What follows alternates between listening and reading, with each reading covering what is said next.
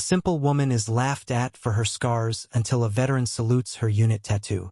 Karen stood at the counter of the Dusty Spoon Diner, her calloused hands wiping the same spot on the formica for the third time. The bell above the door jingled, but she didn't look up. At 47, she'd grown used to the rhythm of this small town, its whispers, its stares, its judgment. Her scars told a story no one here cared to hear. Jagged lines crisscrossed her forearms, remnants of a life she'd tried to bury. The faded tattoo on her left wrist, a hawk clutching a rifle. The emblem of the 32nd Airborne was barely noticeable unless you knew to look. Most didn't.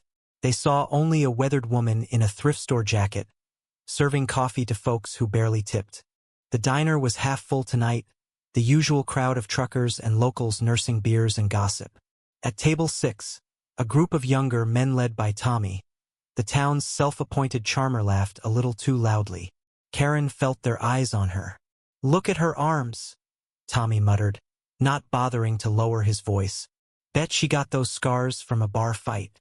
Or maybe she just fell into a blender." His friends snickered, their voices cutting through the hum of the jukebox. Karen's jaw tightened, but she kept wiping the counter. She'd heard worse. She'd survived worse. She'd come to this nowhere town 5 years ago, hoping for quiet. After 2 tours in Afghanistan, the shrapnel wounds, and the nightmares that followed, Karen wanted nothing more than to fade into the background. But small towns don't let you hide.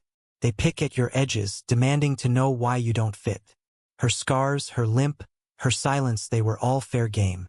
The tattoo, though, she kept covered. It was hers, a badge of a life she'd left behind. Or so she thought. The bell jingled again. An older man shuffled in, his cap pulled low, his boots scuffed from years of hard roads. He took a stool at the counter, his hands trembling slightly as he set down a crumpled dollar. "Coffee. Black," he said, his voice gravelly but kind. Karen nodded, pouring the steaming liquid into a chipped mug. She noticed his eyes linger on her wrist, where the sleeve had slipped, revealing the hawk. He didn't say anything, but his gaze held something recognition. Maybe.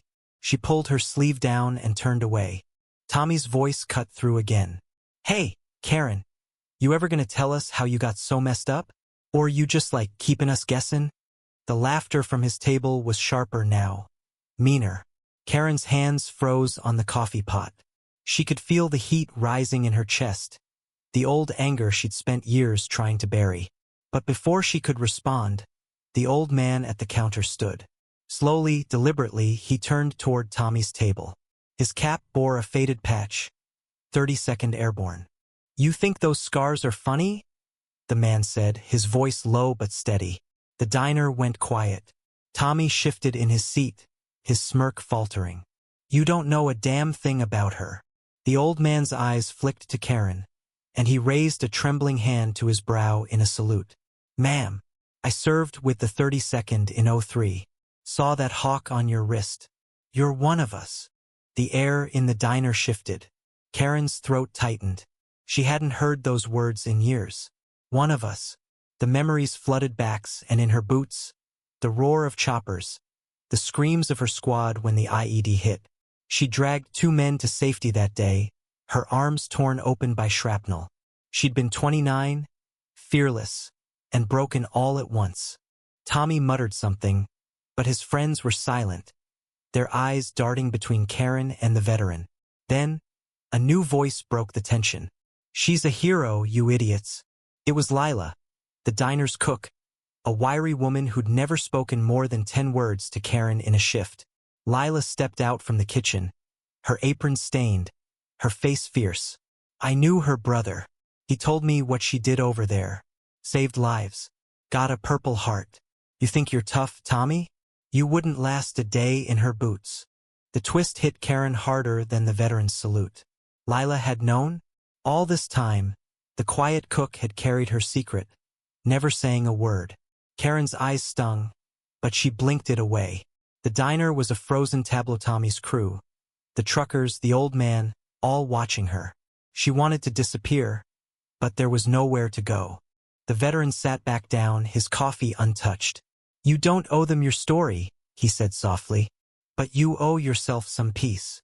Karen nodded, her voice caught somewhere she couldn't reach. She poured him a fresh cup, her hands steady now. The diner slowly came back to life, but Tommy's table was quiet. They left soon after, no tip, no apologies. That night, Karen closed up alone. She stood outside the diner, the neon sign buzzing faintly. The stars were bright, sharper than they'd been in years. She thought of her squad, her scars, the lives she'd saved, and the ones she couldn't. The veteran's salute lingered, a weight and a release all at once. Lila's words, too unexpected, like a lifeline thrown in the dark. But peace? That was harder. The town would talk, maybe differently now, maybe not. Karen didn't care. She'd survived worse than their whispers.